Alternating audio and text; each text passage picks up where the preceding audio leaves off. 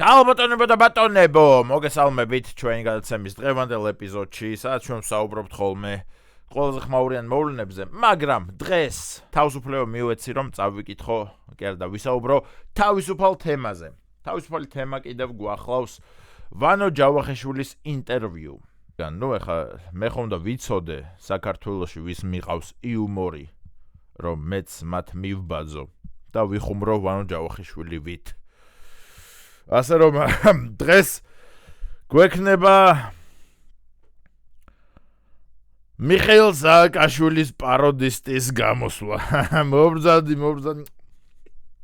ეს გამოდის იქიდან ისმის 20 კაცის ტაშის ხმა, რომლებიც, 20-ვე კაცი ის არიან, რა სცენარისტები არიან.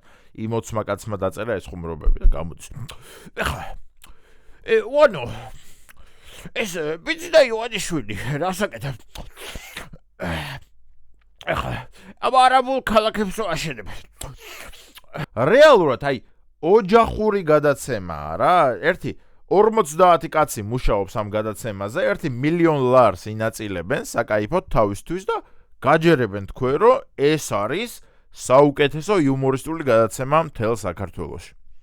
და მე მინდა გაჩვენოთ ამ გადაცემის წამყვანის ვანო ჯავახიშვილის ინტერვიუ, რომელიც გახლავთ რეალურად აბსოლუტური რობოტი, აბსოლუტური დებილი, იმენა, ალეკო ელისაშვილის კონკურენტი. 45 წუთიანი ინტერვიუ გახლავთ, რასაც მე ვუყურე. ორჯერ სხვათ შორის, ერთხელ ვუყურე თავიდან ბოლომდე და მეორედ გადავიმეორე, მეთქი რა მიხوار შემეშალა, მაგრამ არა. მართლა ესეთი დებილია კაცი, 45 წუთის მანძილზე ერთხელაც არ გაუხუმრია, ერთხელაც არ მოუგონებია რაღაც კურიოზი, ერთხელაც არ მოუყოლია რამე ანეკდოტი და ეს არის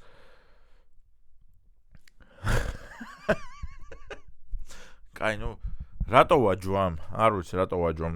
ჩვეულებრივი საწყალი ადამიანია, რომელმაც 15 წელი იმუშავა, 15 წლის მანძილზე ვერ შეაგროვა ფული და ეხა საწყლად ზის რა რომ კი, რა ვიცი, კი. ჟურნალისტი ეკითხება მოკლედ რომ ვანო, იქნებ თქვენი საყვარელი საჭმელი გითხრათ, ხინკალი გირჩევნიათ თუ პიცა, და ვანო ზოგ ადამიანს ხინკალი ურჩევნია, ზოგ ადამიანს პიცა ურჩევნია, მე არ ვიცი, ორივეს ვჭამ. გასაგებია. და მაგალითად მანქანები მოგწონთ, მანქანა გადაადგილების საშუალებას გვიმარტივებს, მანქანით უფრო სწრაფად. გასაგებია და მაგალითად ტესლა უფრო მოგწონთ, ელექტრომობილი თუ გირჩევნიათ მაგალითად რაღაც 6 და 3 ძრავის მქონე მანქანა, რომელი უფრო გირჩევნიათ? ზოგ ადამიანს ბენზინი ურჩევნია, ზოგ ადამიანს ესეთი საწყალი კაცი ძმაო. არა, ეხა მომივიდა გონებაში სადამ ჰუსეინი, მაგრამ სადამ ჰუსეინი თავის ბოლო წამებში მაინც ატრაკებდა. მაინც წამოდგა თავის სასამართლოზე და მაინც თქვა, რომ მე უდანაშაულო ვარო. წყეულები იყავითო, ვინც მე მასამართლებთო ეხაო. მაგრამ ვანო ჯავახიშვილი თავის ბოლო წუთებს ითვლის, ხო, მაგრამ მაინც საწყალია. რატომ ბატონო ვანო? და გული მტკივა რეალურად რა. ჯერ არც დაგვიწყია ინტერვიუ, ღადაო. მე უბრალოდ იმის მომხრე ვარ, რომ ადამიანები როცა კვდებიან, ამ სიკვდილში რა თქმა უნდა ვიძახი, არა რეალურად ფიზიკურად სიკვდილს ღმერთმა დაიფაროს ყველა, მაგრამ როდესაც კვდებიან კარიერულად, მე იმის მომხრე ვარ, რომ კაცურად მოკვდნენ რა და თქვან, რომ მე ვარ მაქსიმუს დეციმუს მერიდიუსი. მეუღლე წართმეული ძოლის მამა მკვდარი შვილის თავარსარდალი ამადა ამ არმიის. როგორც იყო ის ტექსტი, მოკლედ, რავი, თუ იმემზე პირად იცით, ესე იგი მანიაკები ხართ მართლა, მაგრამ მოკლედ ეგ ტექსტი ხომ მიხვდით. და მე ვარ მაგის მხარდამჭერი, რომ ეგრე მოკვდნენ ადამიანები თავის კარიერაში რა და აი ვანო ჯავახიშვილი იმ მკვდარია, სადღაც აქედან საუბრობს ესე რომ ჩემი 25 მხარდამჭერი, ჩემი 25 მაყურებელი და ამის 25 მაყურებელი არის ისევ თავისი სცენარისტები და თავისი სცენარისტების ნათესავები, რომ დეიდა ამ გადაცემას უყურე, უეჭველი იცოდე, ჩემ ხელფასზეა დამოკიდებული. რაზე ვბაზრობთ? მაგრამ ამაზე ვბაზრობთ, კაცო, თავისუფალი თემა მაქვს, არ მკიდია რა, მინდა იმაზე ვიბაზრებ. არ ვიმსახურებ ერთ თავისუფალ თემას ორ თვეში ერთხელ ხოლმე? ვიმსახურებ. ასე რომ, მოდი გაჩვენებთ ამ ყველაფერს. ჩავთოთ ჩაწერა. ზოგადად ეხლა სიზმრებში მაქვს ხოლმე, რომ სუბაკ ხალხ ესეთი სიზმრები, რომ აი გამოვდივარ სცენაზე და პატარა ვარ ყველაზე. და ჩემთვის კოშმარის სიზმარი რა არის, იცი რომ რამდენჯერ გამგვიძებია, რომ აი სცენაზე გამოვდივარ და არაფერი არ ვიცი რა. ანუ საერთოდ არაფერი არ მაქვს, არ სცენარი არ მაქვს. ანუ ადამიანი ყვება ჩვეულებრივ ყოველ პარასკევს კი არა და ყოველ ხუთშაბათს ვანოს შოუს გადაღებას, რომ სცენაზე გამოვდივარ, არაფერი ვიცი და იქიდან კარნახობენ, ანუ იქ სუფლიორი უდგას. ხალხო, წარმოდგენილი გააქვთ, რომ აი ღამის შოუზე მუშაობს ერთი 50-დან 100 კაცამდე. მე რო ესე კამერას დაუდგამდა, დავაი მიშა ჩაწერას დააჭერე და დავაი იბაზრე ეხა ნახევარი საათი.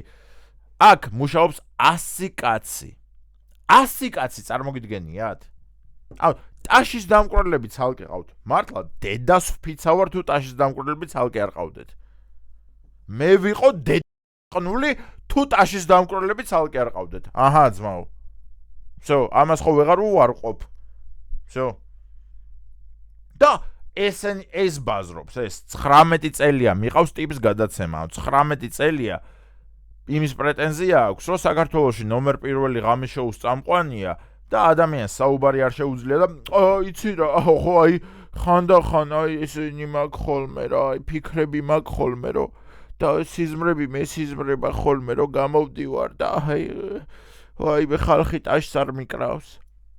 შეიცვალა ცხოვრება და როგორ ვიხარია რომ იცვლება ცხოვრება და თქვენ მიდიხართ ნულისკენ და ამოდიან და ღზევდებიან დამოუკიდებელი ადამიანები, რომლებსაც არ ჭირდებათ ნაცნობობა, არ ჭირდებათ ვიღაცაებთან ჩალჩი, რომ შენ როსტავი ორის მფლობელის ძმისშვილის ნათლის ცოლი ხარ არა?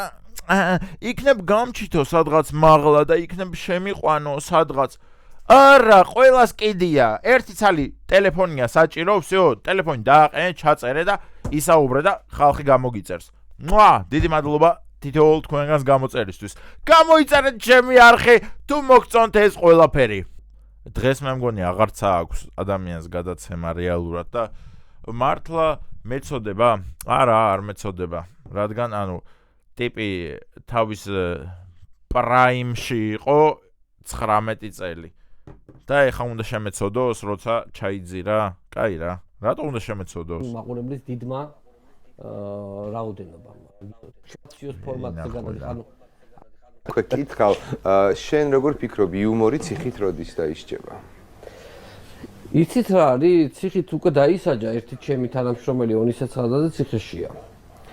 ხო, იმიტომ რომ მას ქონდა, ანუ მე რასაც ვაკვირდები, ხო, ანუ დიდი უფრო მეტი ზეწოლები. იმიტომ რომ მას ქონდა, მე რასაც ვაკვირდები, რას აკვირდებით ბატონო ვანო? მოდი გაჩვენებთ ბატონი ონისე რის გამო დაისაჯა. მოდით. პოლიტიკაზე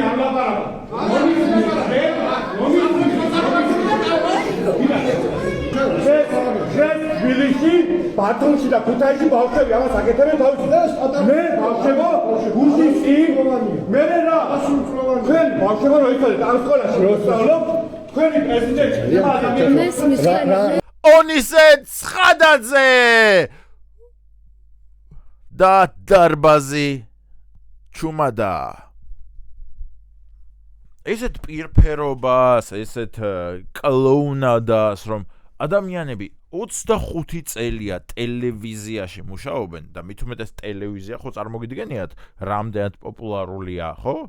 სადღაც ერთი 5 წლის წინ დაიწყო გაბანძება და ესე ჩაიხერგა ტელევიზია, მაგრამ მანამდე ხო წარმოგიდგენიათ, რამდენად პოპულარული იყო და აი ამდენად ნოლები არიან. ანუ ამ ინტერვიუს უყურეთ ყველამ, ძალიან გთხოვთ მართლა 45 წუთს და თუ ვინმე გაარკვევთ, ანუ ვან ჯავახიშვილს რა მანქანა მოსწონს, ზოგადად ქალები მოსწონს, კაცები მოსწონს, რა ვიცი მე, სპორტკარები მოსწონს, მოტოები მოსწონს, როკს უსმენს, რეპს უსმენს, როგორ გავხდეთ წარმატებული იუმორისტები, როგორ შევიდეთ ტელევიზიაში, როგორ ყავდეს, რა ვიცი, ჩვენი სცენარისტები.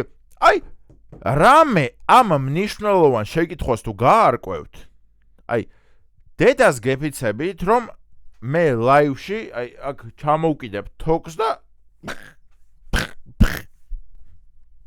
45 წუთი ეს არის პროფესიონალური არაფერზე საუბარი. რომ ბატონო ვანო, ყვითელი ფერი მოგწონთ თუ წითელი? ფერები ბევრია. ფერება შეიძლება კატის, ფერება შეიძლება ძაღლის, მოფერება შეგიძლია შვილის. არა, მე ფერებზე გიკითხებით, ფერებზე. წითელი, თეთრი, შავი, ყვითელი, ლურჯი, იასამნისფერი. ეგ ფერები ბევრი არსებობს. მე ვიცი პიკასო, მე ვიცი ლეონარდო და ვინჩი ხატავდა, ბევრ ფერს იყენებდა. არა, თქვენი ფავორიტი ფერი რომელია? თქვენი ფავორიტი? ვანო, ფავორიტი ფერი ერთი თქვი, ერთი. 1 2 3 4 5. ეს არის 5-მდე დათვლა. ყველა ესე ითვლის, რომელები წერდნენ პირველი, მერე 2 ხაზი. აი ეს არის 45 წუთი ინტერვიუ, რომელსაც მე ორჯერ ვუყურე. რომ დავრწმუნებულიყავი, აი რამდენად ნოლები არიან ეს ტელევიზიის ხალხი რა. და როგორ მეზიზღებიან და როგორ დავრწმუნდი და როგორ მიხარია, რომ მართალი ვარ და როგორ ჩაიძირებიან. ოღონდ ამაზე რამდენ ხანს ვამბობ? არაბულ ქალაქებზე რამდენ ხანს ვამბობ? არაბულ ქალაქებზე რო ჩავწერე და დავიგინე რომ არაბები უმეტესობა არ იცხოვრებენ თქო.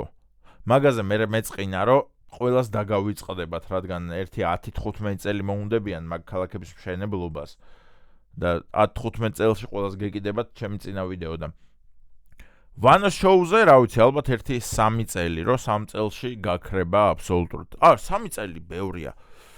არ არის ბევრი. ვანოს შოუ 3 წელში აღარ იარსებებს. Всё, ეს არის ჩემი წინასწარ მეტყველება.